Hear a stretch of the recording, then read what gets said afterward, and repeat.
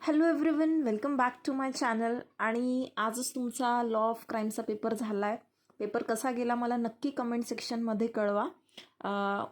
I hope की तुम्हा सगळ्यांना पेपर छान गेला असेल आणि त्याचे रिझल्टसुद्धा छानच येतील. I really hope that. तर आजच्या ह्या व्हिडिओमध्ये आपण क्राईम, क्रिमिनल आणि क्रिमिनॉलॉजी यांच्यामध्ये काय रिलेशन आहे, काय साम्य आहे, काय अंतर आहे, how these three concepts are correlated to each other हे बघणार आहोत. आता बघा, कुठली पण ह्युमन सोसायटी असते, ओके, एनी ह्युमन सोसायटी, त्याचा सगळ्यात मोठा ज्वलंत प्रॉब्लेम काय, बर्निंग प्रॉब्लेम्स म्हणजे काय, ज्वलंत असा इश्यू काय आहे त्या ठिकाणी, तर तो असतो प्रॉब्लेम ऑफ क्रिमिनॅलिटी. अशी कुठलीच सोसायटी नाही की ज्याच्यामध्ये क्राईम नाही आहे, अशी कुठलीच सोसायटी नाही ज्याच्यामध्ये क्रिमिनल्स नाही आहेत. आणि जशी जशी सोसायटी डेव्हलप होत जाते, म्हणजे जसा जसा समाज प्रगतशील होत जातो ना, तसं तसं तिथे हा क्राईमचा प्रॉब्लेमसुद्धा वाढत जातो, तो कमी होत नाही. डेव्हलपमेंट जशी जशी होत चालते तसं तसं त्या ठिकाणी क्राईमसुद्धा नव्या नव्या पद्धतीने डेव्हलप होत जातो. आता फॉर एक्झाम्पल, पूर्वी लोक जे आहे घरफोडी वगैरे, चोरीमारी ह्या गोष्टी आपण बघायचो की होत होत्या. पण आता जसं एक डिजिटल एरा आलेला आहे, आता क्राईमसुद्धा डिजिटल वेमध्ये होता. म्हणजे तुमच्या अकाउंटमधून पैसे चालले जातात किंवा मग त्या ठिकाणी ऑनलाईन फ्रॉड होतात. हे काय आहे, जशी जशी डेव्हलपमेंट होते तसं तसं क्राईम जो आहे तो कमी नाही होत, तो काय होतो, वाढत जातो. आणि हा एक मेजर इश्यू आहे कुठल्याही सोसायटीचा. आता क्राईम अँड सोशल नॉर्म्स, तर कुठली पण सोसायटी जी असते ना, की त्या सोसायटीमध्ये कोण असतात, काही लोक असतात. आणि ते लोक जे आहे काय करतात, जे सोसायटल नॉर्म्स असतात, सोसायटल नॉर्म्स म्हणजे सोसायटीचे काही नियम वगैरे जे असतात त्यांना ते फॉलो करत नाही. आणि त्याच्यामुळे त्यांच्या ह्या अशा निगेटिव्ह ॲक्टिव्हिटीजमुळे त्या ठिकाणी सोसायटीचे जे नियम आहे ते भंग होतात, म्हणजे जे रूल्स आहे ते ब्रेक होतात. आणि आपण अशा त्यांच्या ह्या ॲक्टिव्हिटीजला, ज्या ॲक्टिव्हिटीजमुळे सोसायटीचे रूल्स जे आहे, जे नॉर्म्स जे आहेत ते ब्रेक झालेले, आपण त्या ॲक्टिव्हिटीजला त्यांच्या काय म्हणतो, अँटी सोशल ॲक्टिव्हिटीज. नाव इथे अँटी सोशल ॲक्टिव्हिटीज ज्या आहे ह्या दोन प्रकारच्या आहे. एक जे आहे ऑफेन्स अगेन्स्ट इंडिव्हिज्युअल, म्हणजे एका विशिष्ट व्यक्ती सोबत तुम्ही तो क्राईम करत असतात. आणि ऑफेन्स अगेन्स्ट द स्टेट, म्हणजे तो जो क्राईम असतो तो सबंध समाजाच्या विरुद्ध असतो. ठीक आहे, तिथे फक्त एका व्यक्तीसोबत नाही, हा व्यक्ती त्या ठिकाणी अफेक्ट झालेलीच असते, पण त्या व्यक्तीसोबत तो गुन्हा झाल्यामुळे पूर्ण समाज जो आहे तो कुठे ना कुठे हादरून जात असतो. तर त्याला आपण काय म्हणतो की ऑफेन्सेस अगेन्स्ट द स्टेट. मग आता क्राईम जो आहे, क्राईम हा कसा ॲक्ट आहे, crime is an act against the state. आता बघा, तुम्ही कुठल्याही केसेस, जर केसला आपण ज्या वेळेस बघतो की x versus state of Maharashtra, state of UP, state of Rajasthan, मग इथे स्टेट का असतं, तर इथे एक्स वर्सेस वाय असं का नसतं, म्हणजे एक इंडिव्हिज्युअल वर्सेस अनदर इंडिव्हिज्युअल का नाही. तर रेपसारखे गुन्हे किंवा मर्डरसारखे जे ऑफेन्सेस असतात तिथे, कारण की तो क्राईम जो आहे फक्त त्या व्यक्तीसोबत घडलेला नसतो, तर तो संबंध सोसायटीसोबत घडलेला असतो. आणि सोसायटीमध्ये लॉ अँड ऑर्डर मेंटेन करणं is the duty of the state. आणि त्यामुळे वर्सेस स्टेट ती जबाबदारी घेतं. मग ती केससुद्धा बघा, जे सरकारी वकील असतात ते लढतात, जे PP असतात ना, पब्लिक प्रॉसिक्युटर, ते ती केस लढत असतात. So crime is what, crime is an act which is done against the state because it is the state which declared a particular act as a criminal act. स्टेटने declare केलं ना त्या ॲक्टला criminal act, म्हणजे त्या ठिकाणी त्या स्टेटने declare केलेलं आहे त्या ॲक्टला क्रिमिनल ॲक्ट. म्हणून क्राईम जो आहे तो फक्त व्यक्तीसोबत नसतो, व्यक्तीच्या अगेन्स्ट घडत नसतो, तर तो त्या स्टेटच्या अगेन्स्ट होत असतो. कारण स्टेटने त्या ठिकाणी काही नियम घालून दिलेले आहे आणि त्या नियमांचं उल्लंघन केलं म्हणजेच तुम्ही त्या ठिकाणी स्टेटच्या अगेन्स्ट जाऊन वागलेले आहात. देन कन्सेप्ट ऑफ क्राईम, क्राईमची कन्सेप्ट जी आहे ना ही डायनामिक असते. आता डायनामिक म्हणजे काय, की जी स्टॅटिक नाही आहे, म्हणजेच काय, जी फिक्स नाही आहे. फिक्स नाही म्हणजे काय, तर डायनामिक म्हणजेच काय, की जी सातत्याने बदलत राहते. बघा, पूर्वी ज्या गोष्टी क्राईम होत्या त्या आजच्या घडीला क्राईम नाही आहे. किंवा जे काल क्राईम नव्हतं ते आज क्राईम आहे. म्हणजे पूर्वीचा आपला जो प्रिमिटिव्ह समाज होता तिथे गांजा वगैरे जे आहे मे बी ते लोक जे आहे त्या ठिकाणी उघडपणे घेत होते. पण आजच्या सोसायटीमध्ये जिथे everything is covered by law, तुम्ही गांजा वगैरे जे आहे असं खुलेआम घेऊ शकत नाही. You cannot deal in to that. पूर्वीच्या सोसायटीमध्ये जेव्हा स्त्री जी आहे ती विधवा व्हायची तर तिला सती दिलं जात होतं, म्हणजे सतीची प्रथा होती. पण आज सती जाणं हा क्राईम आहे. म्हणजेच काय, concept of crime is not fix, it is not rigid, ती डायनामिक आहे. काल असलेला क्राईम आज क्राईम नसेल. ओके, तो आज पण क्राईम असेलच असं नाही. आणि काल जी गोष्ट क्राईम नव्हती ती आज पण क्राईम नसणार असं नाही. आज तिला क्राईम म्हणून घोषित केलं जाऊ शकतं. ओके, सो इथे काही डेफिनेशन्स जे आहे काही ज्युरिस्टच्या आता दिलेल्या आहेत की क्राईम काय आहे. Crime as a public wrong. Crime जे आहे पब्लिक रॉंग आहे because that act is done against the public law. जो पब्लिक लॉ असतो त्याचं व्हायोलेशन करून त्या ठिकाणी तो ॲक्ट कमिट केलेला आहे. मग इथे ब्लॅकस्टोन काय म्हणतोय की crime is an act committed or omitted. एकतर कमिशन असतं किंवा ओमिशन असतं in violation of a public law. Public लॉला व्हायोलेट करून एकतर तुम्ही ते कमिशन करता किंवा ओमिशन करता. फॉरबिडिंग ऑर कमांडिंग इट, म्हणजे जो पब्लिक लॉ त्या गोष्टीला फॉरबिड करायला सांगतो, म्हणजे बंदी घालतो जी गोष्ट करण्यासाठी, ती एकतर तुम्ही करतात. किंवा पब्लिक लॉ जी गोष्ट तुम्हाला कमांड करतो की तुम्ही असं वागलं पाहिजे, तुम्ही त्याला ओमिट करतात. सो कमिशन आणि ओमिशन जे आहे दोन्हीसुद्धा त्या ठिकाणी क्राईमच्या संकल्पनेमध्ये येतात ना. Crime as a moral wrong म्हणजे काय. आता मॉरल रॉंग आपण म्हणतो ना, अनैतिक असं वागणं. अनैतिक म्हणजे काय, इमॉरल. ओके, जे नैतिक नाही आहे म्हणजे जे मॉरल नाही आहे ते इमॉरल. तर क्राईम जो आहे हा काय आहे, इमॉरल रॉंगसुद्धा आहे. इमॉरल आहे ते, म्हणजे जे काही ॲक्ट असतो तो it is of immoral nature. Then crime जो आहे हा एक कन्व्हेन्शनल रॉंगसुद्धा आहे. क्राईम जो आहे हा सोशल रॉंगसुद्धा आहे. तुम्ही हे आन्सरमध्ये तुमच्या you can keep explaining that how it is a social wrong, कारण सोसायटीच्या अगेन्स्ट रॉंग त्या ठिकाणी केलं जातं. It is a legal wrong, कारण की त्या ठिकाणी कुठलाही स्टॅट्यूट असेल तर त्याच्यामध्ये त्याचं कमिशन किंवा ओमिशन जे आहे ते इल्लिगल सांगितलेलं असेल तर तो जो क्राईम असतो तिथे. मग आता इथे चीफ कॅरेक्टरिस्टिक्स ज्या असतात प्रत्येक क्राईमच्या त्या का असतात की प्रत्येक क्राईममध्ये ह्युमन बिईंग जो आहे तो इन्व्हॉल्ड असतो. बरोबर आहे ना. प्रत्येक क्राईममध्ये जरी तुम्ही काही मशीन्सचा काही गॅजेट्सचा वापर करतात तर अंततः त्याच्या मागे कोण असतो, मास्टर माइंड, कोणीतरी ह्युमन बिईंग असतो. बरोबर. So every crime what it has, there are certain characteristics आणि त्यापैकी एक आहे की ऑफेंडर किंवा अक्यूज जो असतो तो ह्युमन बिईंग असतो. तिथे त्याच्यामध्ये एखादं ॲक्ट जे आहे ते कमिट केलेलं असतं. ते ॲक्ट जे आहे क्रिमिनल इंटेंटने म्हणजेच गिल्टी माइंड. इथे आपला मेन्सरिया आला जे आपण IPC शिकलोय ना. तर आजच जो तुमचा पेपर पण झाला आहे तर इथे मेन्सरिया असतो. प्रत्येक क्राईममध्ये काय असतो, क्रिमिनल इंटेंट. मेन्सरिया नसेल तर तो क्राईमच होणार नाही. बरोबर. एखाद्या वेड्या माणसाने जर काहीतरी त्याच्या हातून झालं तर त्याला आपण क्राईम म्हणत नाही, ते एक्सेप्शन्समध्ये येऊन जातो. Then prohibited, it should be a prohibited conduct. आणि जे काही त्याने ॲक्ट कमिट केलेला असतो तो कसा असतो, त्याचं कंडक्ट जे आहे प्रोहिबिट केलेलं असतं लॉने. म्हणजे जे काही त्यावेळेला जे काही लॉ त्या ठिकाणी एक्झिस्ट करतात त्या एक्झिस्टिंग लॉने ते कंडक्ट प्रोहिबिट केलेलं असतं. आणि जर प्रोहिबिट करूनसुद्धा जर एखाद्या व्यक्तीने ते कमिशन केलं तर त्याकरता काही ना काही some kind of punishment is mentioned. तर हे जे आहे चीफ कॅरेक्टरिस्टिक्स आहे क्राईमचे. ठीक आहे. नाव इथे क्राईम जो आहे तो आपण काही प्रकारांमध्ये याला क्लासिफाय करू शकतो. म्हणजे आता काहींच्या मते जे क्रिमिनॉलॉजिस्ट आहेत त्यांना काय वाटतं की ऑफेन्सेस जे आहे, क्राईम जो आहे तो कुठकुठल्या कॅटेगरीमध्ये आपण त्याला जे आहे डिवाईड करू शकतो. एक म्हणजे offences falling under criminal procedure code, त्यानंतर offences under Indian penal code आणि ऑफेन्सेस अंडर लोकल किंवा स्पेशल लॉज ऑर एनॅक्टमेंट्स असं म्हटलं आहे.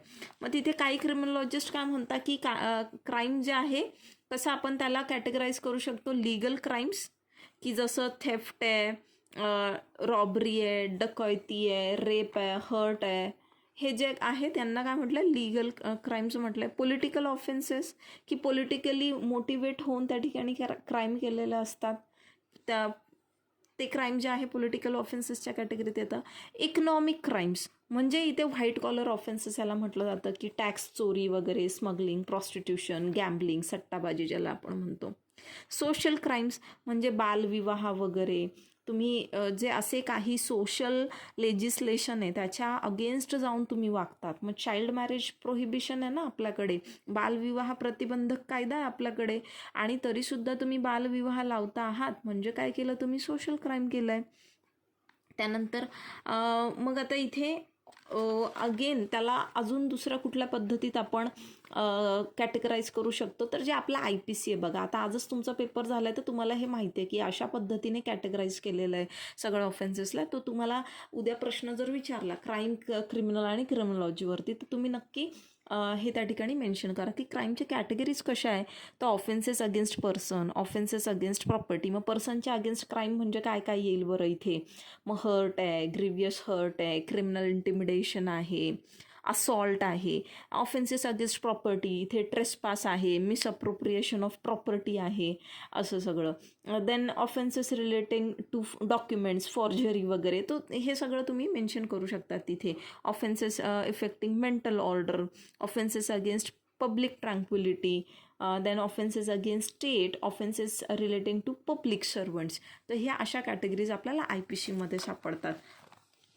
मग आता इथे क्रिमिनल कोण आहे. आपण क्राईम बघितलं, क्राईमच्या कॅटेगरीज अजून पण होऊ शकतात, political, economical, sexual, miscellaneous crime असं सांगितलेलं आहे. बॉंगर म्हणतो, बॉंगरनुसार ह्या तिथे कॅटेगरीज पडतात. पण आता मग क्रिमिनल कोण आहे. क्रिमिनल म्हणजे असा person who is in the habit of committing crime. असा पर्सन ज्याला सवय आहे, who is in the habit of committing crime, crime करण्याची त्याला सवय आहे. Repetition of crime is the special feature of the criminal. तर तो सातत्याने वारंवार तिथे क्राईम करत जातो, रिपीट करत असतो, हे त्याचं स्पेशल फीचर आहे क्रिमिनलचं, असं इथे म्हटलेलं आहे. आणि बिसाइड्स रेपिटेटिव्हनेस, डेलिब्रेशन. डेलिब्रेशन ही दुसरी अजून कॅरेक्टरिस्टिक आहे, म्हणजे तो डेलिब्रेटली करतो म्हणजे काय, स्वइच्छेने हेतुपूर्वक त्या ठिकाणी करत असतो तो. A criminal therefore chooses to commit a crime and will do so whenever there is suitable opportunity. मग इथे काय म्हटलं आहे, जो क्रिमिनल आहे तो त्या ठिकाणी क्राईम जो आहे तो स्वतः चूज करतो क्राईम कमिट करणं, आणि जेव्हा जेव्हा त्याला फेवरेबल अपॉर्च्युनिटी सापडते, फेवरेबल कंडिशन म्हणजे सुटेबल कंडिशन सापडते, सुटेबल अपॉर्च्युनिटी, तेव्हा तेव्हा तो काय एकही मोका सोडत नाही क्राईम कमिट करण्याचा. मग इथे काय म्हटलं आहे की क्रिमिनल जे आहे, criminal takes to crime not out of compulsion. म्हणजे ते क्राईम कमिट करता कंपल्शनमुळे नाही, की त्यांच्यावरती काही जबरदस्ती आहे, काही बंधन आहे वगैरे, काही दडपण आहे, no, but out of free choice. ते तिथे स्वइच्छेने, स्वतःच्या इच्छेने त्या ठिकाणी crime as a valid profession ते चूज करतात. They themselves choose it. Okay. मग नेक्स्ट जे आहे आता क्लासिफिकेशन क्रिमिनल्सचं केलं आहे. जसं आपण क्राईमचं केलं तसं आता इथे क्रिमिनल्सचं क्लासिफिकेशन केलं. हे कोणी केलं आहे, लॉम्ब्रोसो. तर लॉम्ब्रोसोनुसार काय, लॉम्ब्रोसोच्या मतानुसार की बॉर्न क्रिमिनल्स असतात. बॉर्न क्रिमिनल म्हणजे काय, की जे अशा फॅमिलीजमध्ये जन्माला येतात की ज्या फॅमिलीने क्राईमला ॲज अ प्रोफेशन म्हणून तिथे चूज केलेलं आहे, की त्या फॅमिलीचं प्रोफेशनच क्राईम आहे, की ते चोरीमारी करून, दरोडे डाके वगैरे टाकून त्या ठिकाणी अशाच पद्धतीने त्यांचं जीवनव्यापन करत असतात. They inherit the criminal mentality and commit crime without any objective provocation. मग हे जे बॉर्न क्रिमिनल्स आहे, कारण की त्यांच्या घरातच तसं वातावरण आहे, घरचे त्याच प्रोफेशनमध्ये, आणि खूप ऑब्व्हियस आहे ना की ते मूल जर त्या घरात जन्माला आलं आहे, ते लहानपणापासूनच त्याच गोष्टी बघत आहे, तर तेच सगळं ते करणार, तेच सगळं ते शिकणार, त्याला त्याच्यात काही गैर वाटणारच नाही. आपण आपल्या फॅमिली मेंबर्सकडे बघून आपण गोष्टी शिकत असतो. इन द सिमिलर मॅनर इथे बॉर्न क्रिमिनल्सची मेंटॅलिटी जी आहे ते इनहेरिट करतात. म्हणजे काय, तिथे घरातून त्यांना ती मेंटॅलिटी जी आहे त्यांच्या फॅमिलीजमधून ती मिळते. मग यांना काही प्रोव्होकेशनची गरज नसते त्या ठिकाणी, काही इथे ऑब्जेक्ट, उद्दिष्ट असं नाही, कारण की ते नित्य नियमच आहे त्यांच्यासाठी. मतलब it is their natural usual course of life. Okay. नाव कॅज्युअल क्रिमिनल. कॅज्युअल क्रिमिनल म्हणजे काय की जे नेहमी सातत्याने क्राईम करत नाही, पण अंडर सर्टन सर्कमस्टान्सेस, काही विशिष्ट अशा परिस्थितीमुळे they feel the impulse to commit crime which is not always successfully resisted.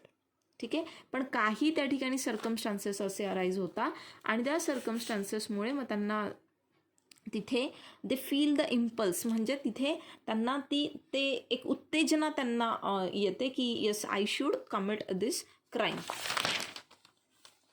मग इथे त्यांना अगेन पुढे जाऊन डिव्हाइड केलेलं आहे. Habitual criminal, criminaloid, pseudo criminal, sex criminals, then epileptic criminals, अशा पद्धतीने पुढे त्यांना सब डिवाइड करण्यात आलेलं आहे.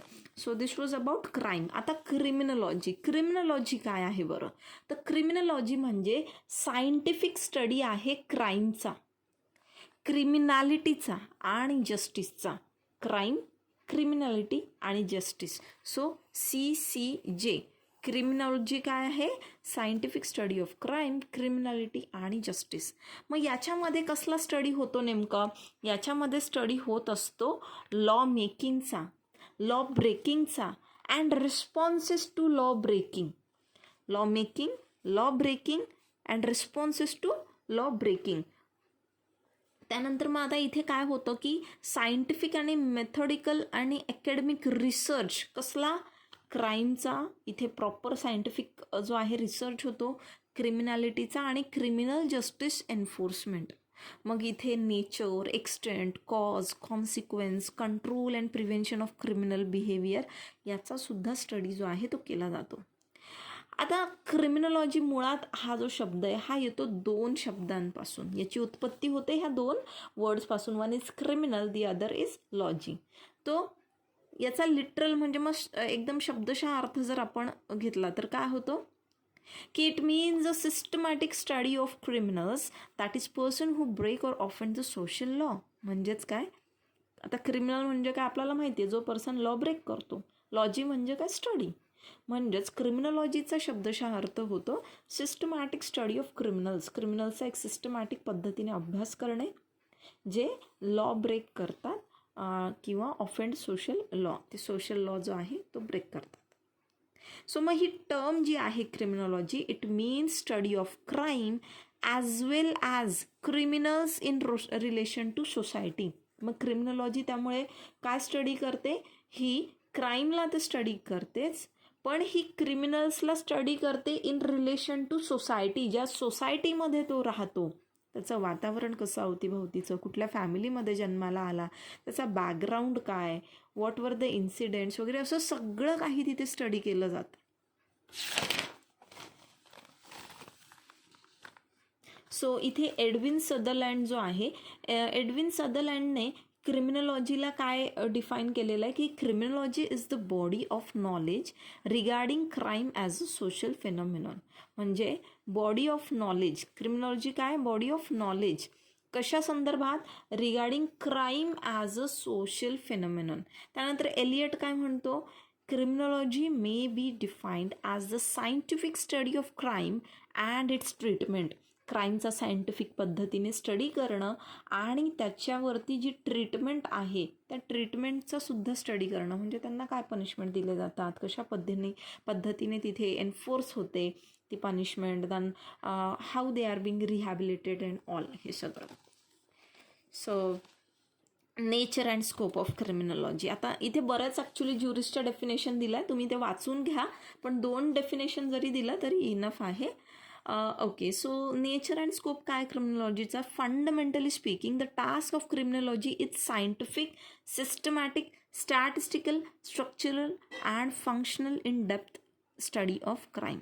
म्हणजे काय? या ठिकाणी क्रिमिनॉलॉजी काय करते? सायंटिफिक, सिस्टमॅटिक, स्टॅटिस्टिकल, स्ट्रक्चरल आणि फंक्शनल वेमध्ये अगदी क्राईमच्या खोलात जाऊन त्या ठिकाणी क्राईमचं काय करत असते? ती स्टडी करत असते, ही ब्रांच क्रिमिनॉलॉजीची. तर मग इथे it also works on what? Devising some devices, some tools to what? To minimise the incidents of crime. त्या ठिकाणी कमी करण्यासाठी त्या ठिकाणी काही टूल्स जे आहे ते डिवाइज केले जातात तिथे. Then reform and rehabilitate the criminal, त्याचं रिफॉर्मेशन करणं, त्याचं रिहॅबिलिटेशन करणं. क्रिमिनॉलॉजी जी आहे इन जनरल क्रिमिनल बिहेवियर जे आहे ते स्टडी करते आणि त्याचे कॉजेस, ह्या क्रिमिनल बिहेवियरचे कॉजेस काय आणि त्याच्यावरती ट्रीटमेंट काय याचा अभ्यास करते. सो आता याचा स्कोप काय आहे, तर क्रिमिनॉलॉजीचा स्कोप म्हणजे where it is been used. तर क्रिमिनॉलॉजीचा जो स्कोप आहे तो कुठे, it deals with reporting of law violation, म्हणजे आपण जे FIR वगैरे कंप्लेंट जे देतो ना, so criminology deals with that reporting of law violation. कुठे कुठे लॉ व्हायोलेट झाला, कोणी केला, वय काय, त्यांचं जेंडर काय, कुठल्या, हे सगळं. क्रिमिनल आयडेंटिफिकेशन, क्रिमिनलला आयडेंटिफाय करणं. Then arrest of criminals, then comparative study of criminal law in various countries relating to the social, economical and political system of that country. वेगवेगळ्या देशांमधल्या क्रिमिनल लॉजचा स्टडी करणं, त्या तिथे म्हणजे कंपॅरेटिव्ह तुलनात्मक एक अभ्यास जो आहे त्या ठिकाणी केला जातो. देन कॅरेक्टरिस्टिक्स जे आहे ज्युव्हेनाईलचे आणि अडल्ट ऑफेंडरचे, की जे ज्युव्हेनाईल ऑफेंडर्स असतात आणि अडल्ट ऑफेंडर्स असतात ह्यांचे कॅरेक्टरिस्टिक्स त्या ठिकाणी स्टडी करतं, की ह्यांचं बिहेवियर नेमकं कसं, यांचे कॅरेक्टरिस्टिक कसे, कशा पद्धतीचे गुन्हे ज्युव्हेनाईल जास्त करतात, अडल्ट करतात, हे सगळं. देन थिअरीज ज्या आहे क्राईमच्या आणि पनिशमेंटच्या हे स्टडी करणं. Then recidivism and habitual criminals. Habitual criminals म्हणजे काय, की जे सराईत गुन्हेगार आहे, आपण ज्याला म्हणतो सराईत गुन्हेगार, की सवयीचंच आहे त्यांना कंटिन्यू. रेसिडिव्हिजम म्हणजे काय, की एखाद्या व्यक्तीची प्रवृत्ती आहे की पुन्हा त्या ठिकाणी जाऊन तो क्राईम जो आहे पुन्हा करणे, म्हणजे ऑलरेडी त्याचं कन्व्हिक्शन झालं एकदा आणि तरीसुद्धा त्याची टेंडन्सी आहे की to again commit that same sort of crime, पुन्हा एकदा क्राईममध्ये इन्व्हॉल्व्ह होणं. Then the study and control of problems of deviancy which have close connection with crime such as abnormal offenders, suicides, narcotic drug addiction, addictive gambling वगैरे. तर या संदर्भात सुद्धा याचाही अभ्यास केला जातो की सुसाईड का होतात, ड्रग्स वगैरे ॲडिक्ट का होतात, त्याच्यामागे ट्रीटमेंट कशी, हे सगळं. Then prevention of delinquency and crime, त्या ठिकाणी हे सगळं रिहॅबिलिटेशन ऑफ ऑफेंडर्स, हा सगळा अभ्यास जो आहे हा क्रिमिनॉलॉजीमध्ये केला जातो. So this was about crime, criminal and criminology. पुढच्या व्हिडिओजमध्ये आपण जे आहे थिअरीज वगैरे जे आहे, स्कूल्स जे आहे बेसिकली ते बघूयात आणि जे जे महत्त्वाचे प्रश्न आहेत ते आपण कवर करूयात. So all the very best for your exams. See you soon in other video.